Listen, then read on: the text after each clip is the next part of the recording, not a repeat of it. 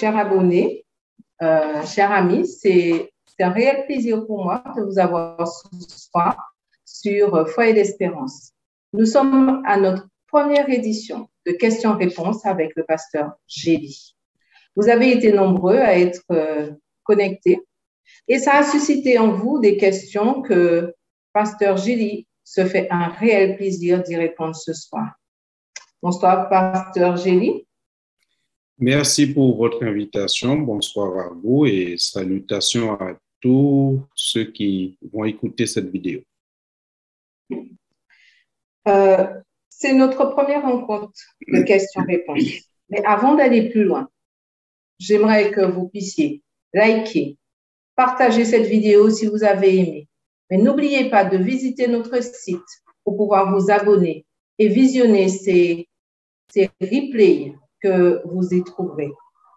Pasteur Gély, dans notre première rencontre, vous avez partagé avec nous un verset assez intéressant qui se trouve dans 2 Pierre 3, verset 1er, qui nous dit « Mais nous attendons, selon la promesse, de nouveaux cieux et une nouvelle terre où la justice habitera. » Pasteur, c'est quoi la nouvelle terre?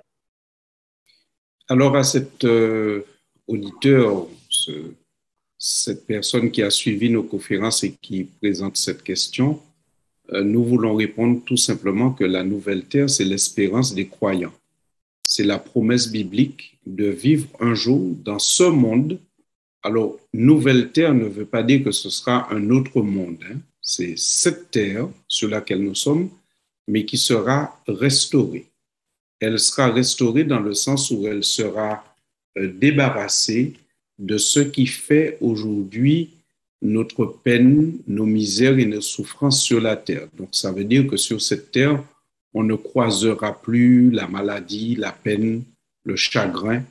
Donc, nous pouvons lire pour nous en convaincre le livre de l'Apocalypse au chapitre 21, où nous trouvons une description de ce qu'est la nouvelle terre. Mais en gros, la nouvelle terre, c'est le moment où le monde sera débarrassé de la présence du mal, de la présence du malin.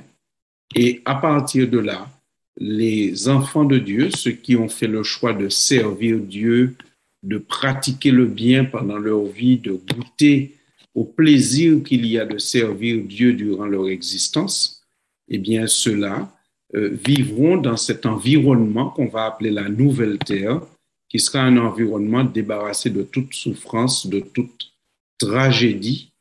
Et là, on goûtera à la vie, une vie paradisiaque.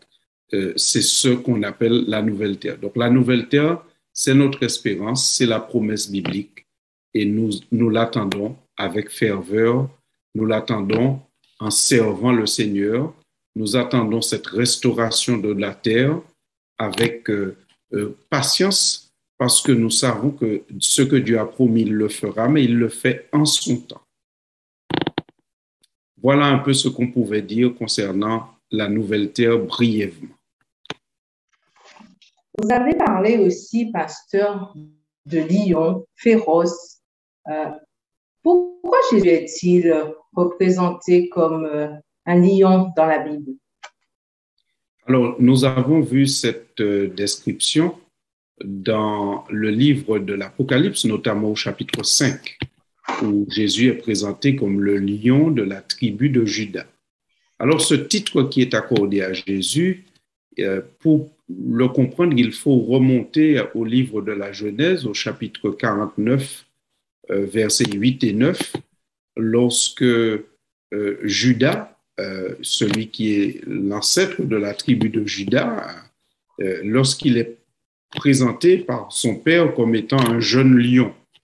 Donc, le lion de la tribu de Juda fait référence à un titre messianique. Le lion est connu depuis l'Antiquité et comme l'animal, on dit le roi des animaux, un animal majestueux, courageux. Donc, ici, c'est un titre qui fait référence à la divinité de Jésus et à son caractère messianique.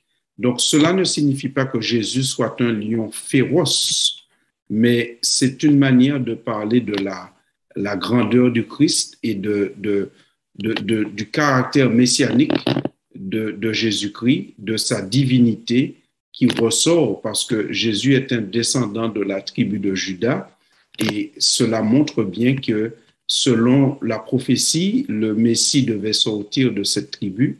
Donc, on a en quelque part un lien pour se rattacher à Jésus comme le Messie, comme étant véritablement le Fils de Dieu et comme étant de nature divine.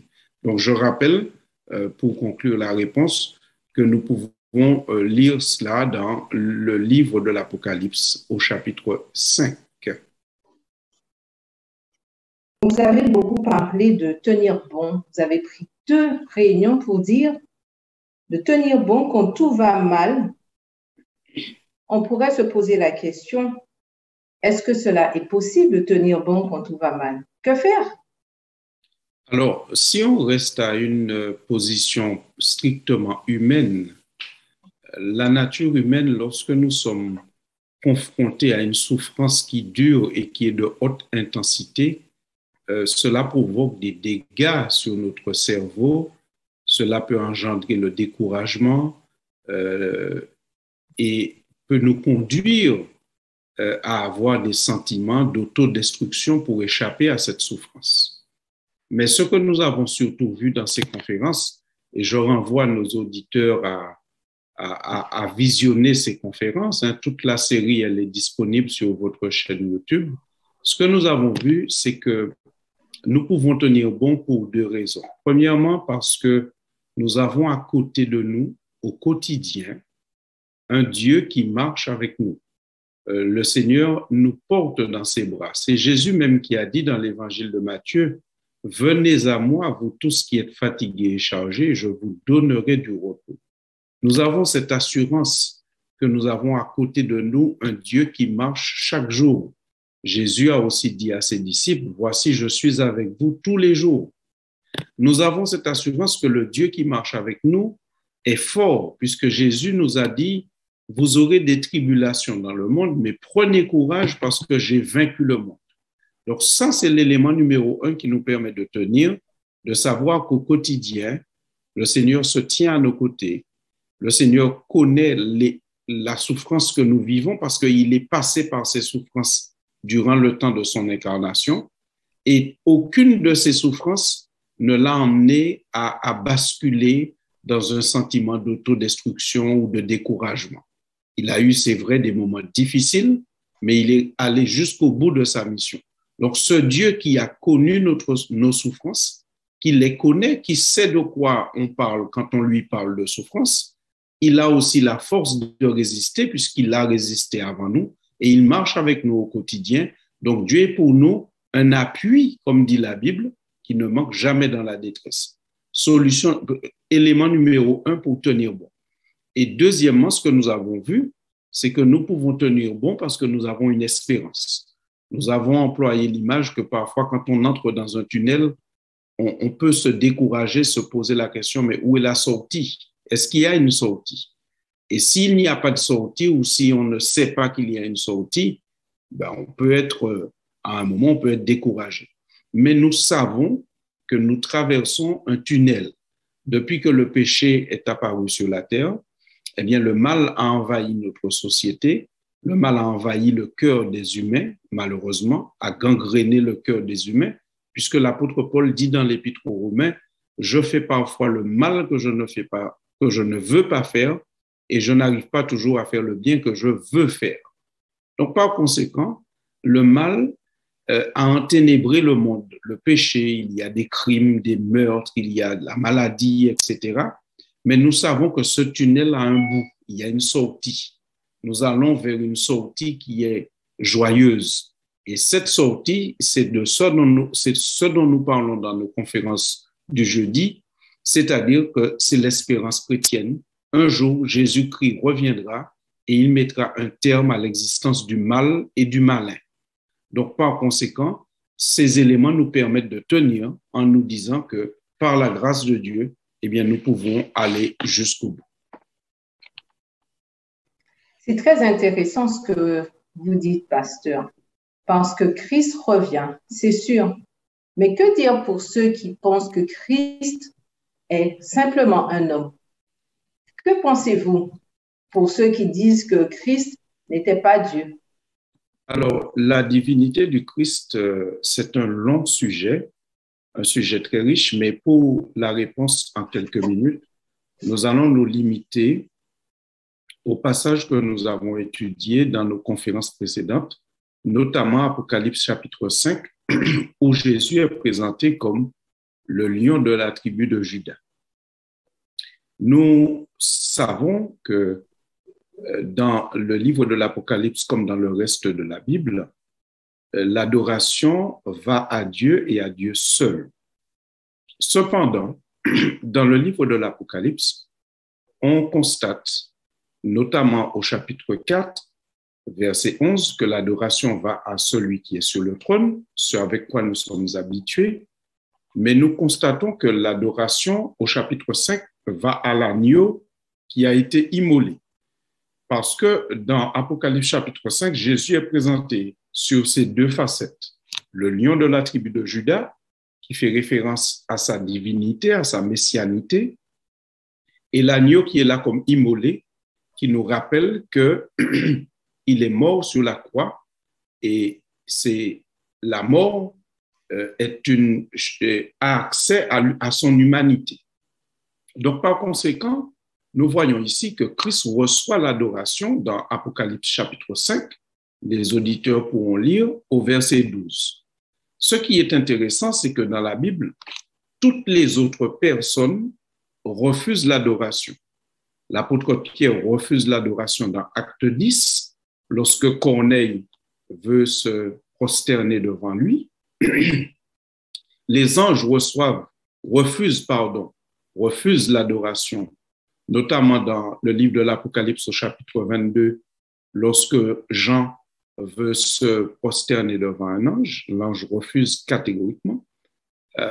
Et nous constatons que Christ accepte cette adoration et que cette adoration lui est donnée même dans le ciel. Donc, ce qui montre bien que Jésus-Christ ici donne des signes clairs de sa divinité. Toute la Bible en parle. Et notre première conférence, je renvoie notre auditeur à la première conférence de la série, va détailler justement que Christ est un sauveur pour quiconque, mais pas un sauveur quelconque. Et nous verrons, et l'auditeur pourra trouver dans cette première conférence, tous les éléments qui montrent bien la double nature du Christ et le côté indispensable de cette double nature pour que nous soyons sauvés. Par sa nature humaine, Christ peut nous comprendre. Il est passé par les mêmes souffrances que nous. Et par sa nature divine, il peut nous sauver. Il peut venir à notre aide parce qu'il a des capacités que nous n'avons pas en tant qu'hommes. Mais par sa nature divine qui s'associe à notre faiblesse humaine, il nous rend capables. Comme par exemple, lorsque Jésus a marché sur les eaux et que l'apôtre Pierre a été interpellé, il a permis à Pierre de marcher aussi sur les eaux. Donc Dieu, lorsqu'il est en nous, il nous rend capables de choses que nous n'aurions pas pu faire seuls par notre nature. C'est pour cela aussi que l'apôtre Paul dit « Christ en moi, l'espérance de la gloire », c'est-à-dire que lorsque on a Christ en soi, eh bien, on a une espérance et on a la force de pouvoir traverser les épreuves de la vie. On a la force aussi de pouvoir rejeter le malin et ses tentations. Mais ça, c'est le résultat de Christ en nous parce qu'il nous comprend, mais il nous fortifie par sa nature toute puissante. Donc, je pense que nous avons donné là quelques éléments et je rappelle que l'auditeur peut retourner à la première conférence en détail qui avait pour titre Christ, un sauveur pour quiconque, mais pas un sauveur quelconque. Et là, il aura beaucoup plus de détails. Vous avez bien relaté cela, mais activer le mode fin des temps à 2 reprises pendant 2 conférences, vous avez demandé d'activer ce mode fin des temps. Et ce mode fin des temps, c'est de changer de vie. Mais la question serait, un léopard peut-il changer sa peau? Alors, absolument pas. Et cette expression que vous employez est une expression biblique. Le léopard ne peut pas changer sa peau de lui-même. Mais il ne faut pas oublier que Christ peut changer l'eau en vin. Lui, Jésus, il peut changer la nature des choses. Mais de nous-mêmes, nous ne pouvons pas changer la nature des choses. Et lorsque nous disons que nous sommes appelés à un changement de paradigme, un changement de mode de vie, on doit changer de disque, on doit vivre autrement puisque nous croyons que nous sommes à la fin des temps, eh bien, nous ne sommes pas appelés à le faire seuls. Non, pas du tout. Lorsque nous prions Dieu, eh bien, Dieu nous permet, selon sa promesse, de recevoir le Saint-Esprit. Et c'est l'occasion pour nous de rappeler que lorsqu'un croyant demande à Dieu le Saint-Esprit, présente cette requête à Dieu, Dieu reçoit cette requête avec plaisir et Dieu l'exauce. Parce que Jésus a eu l'occasion de dire qu'un parent, lorsque son enfant lui demande du pain, il ne lui donne pas des pierres à manger. Et il fait ressortir l'idée que lui, il est encore plus bon qu'un parent. Donc, s'il est meilleur que le parent, si le parent ne donne pas des pierres à l'enfant qui lui demande des pains, eh bien, Dieu ne va pas refuser le Saint-Esprit à quelqu'un qui lui demande le Saint-Esprit. Donc, quand on demande le Saint-Esprit sincèrement, Dieu est tout disposé à le donner. Mais il ne faut pas oublier une chose. La venue du Saint-Esprit dans une vie a pour objet premier la transformation du cœur de l'individu. La première mission du Saint-Esprit, quand nous recevons le Saint-Esprit, ce n'est pas de nous permettre de faire des performances, de faire des choses, mais c'est avant tout de nous permettre d'être à l'image de Christ. Et c'est le Saint-Esprit en nous qui nous transforme et qui nous rend à l'image de Christ. Le Saint-Esprit en nous va produire des fruits. Et les fruits de l'Esprit, nous les connaissons dans Galates chapitre 5 notamment. Nous avons le détail des fruits de l'Esprit. Mais quelqu'un qui a en lui les fruits de l'Esprit, c'est un individu, c'est une personne transformée à l'image de Christ et qui, à ce moment-là, selon l'expression que nous avons utilisée dans la conférence, peut activer le mode fin des temps, c'est-à-dire il y a des changements qui vont se produire dans notre vie, mais ça, c'est l'œuvre de l'Esprit Saint en nous parce que nous l'aurons demandé et parce que nous allons nous soumettre à ce pédagogue qui est l'Esprit, qui nous conduit à Christ, qui nous transforme, qui nous enseigne, qui change nos goûts, nos appétits, nos valeurs. Mais ça, c'est l'œuvre de Dieu en nous par le Saint-Esprit. Donc, si jamais il y a quelqu'un qui dit « je voudrais changer de vie », je voudrais abandonner certaines pratiques pour en adopter d'autres qui soient plus conformes au caractère du Christ, eh bien, il ne faut pas avoir peur de se lancer dans cette aventure parce qu'on n'est pas seul dans cette aventure. Si on fait cette demande à Dieu en toute sincérité, il répondra, il accordera le Saint-Esprit et l'œuvre du Saint-Esprit, c'est la transformation des individus afin qu'ils marchent dans les traces de Jésus-Christ. Donc oui, tout seul, on ne peut pas se changer, mais avec Dieu, tout est possible. Tout est possible à celui qui croit. Nous ferons des exploits avec l'Éternel. C'est la Bible qui le dit. Et le plus grand exploit, c'est pas de faire quelque chose, mais c'est d'être à l'image de Christ. C'est une transformation de nos pratiques, de nos habitudes et de notre manière de penser. Voilà ce qu'on peut dire par rapport à cette question. Merci, pasteur. Nous arrivons au terme de notre émission de ce soir, notre première émission questions-réponses sur Foyer d'Espérance. Mais n'oubliez pas que vous pouvez encore visiter nos replays sur Foyer d'Espérance, notre YouTube. Et pensez à liker, pensez à partager, à vous abonner. Et n'oubliez surtout pas de mettre vos questions dans le chat et nous pourrons les recueillir pour pouvoir faire notre émission questions-réponses et vous aurez vos réponses avec le pasteur Gély. Pasteur Gély, qu'est-ce que tu pourrais dire pour mettre fin à cette émission? Alors d'abord, je voudrais vous encourager, toute l'équipe de Foyer d'Espérance, pour ce travail que vous faites de rendre possible la diffusion de la parole de Dieu. Donc, je souhaite que Dieu bénisse cette équipe, que Dieu bénisse vos familles, que Dieu bénisse les outils que vous utilisez pour ces émissions et pour tout ce travail qui est fait, que Dieu donc vous accompagne et vous garde et vous bénisse. Ça, c'est un élément. Et l'autre élément, j'aimerais véritablement demander à Dieu de bénir tous ceux qui vont visionner cette vidéo et de nous permettre non seulement de recevoir du profit chaque fois que nous étudions la parole de Dieu, mais que nous soyons généreux, que nous puissions partager cela avec nos amis, nos collègues, nos parents, que nous puissions diffuser cette bonne nouvelle, cette bonne espérance qui est en Jésus, parce qu'il faut le reconnaître. Plus que jamais, notre société est en souffrance, elle est angoissée, le monde est de plus en plus violent. On assiste à une montée du racisme un peu partout dans le monde, parce que quand on se sent menacé, on a tendance à se refermer. Mais plaise à Dieu que nous puissions nous nourrir de l'espérance et de la joie qu'il y a en Christ, et que nous puissions véritablement trouver du bonheur et du plaisir à faire le bien, à pratiquer la parole de Dieu au quotidien.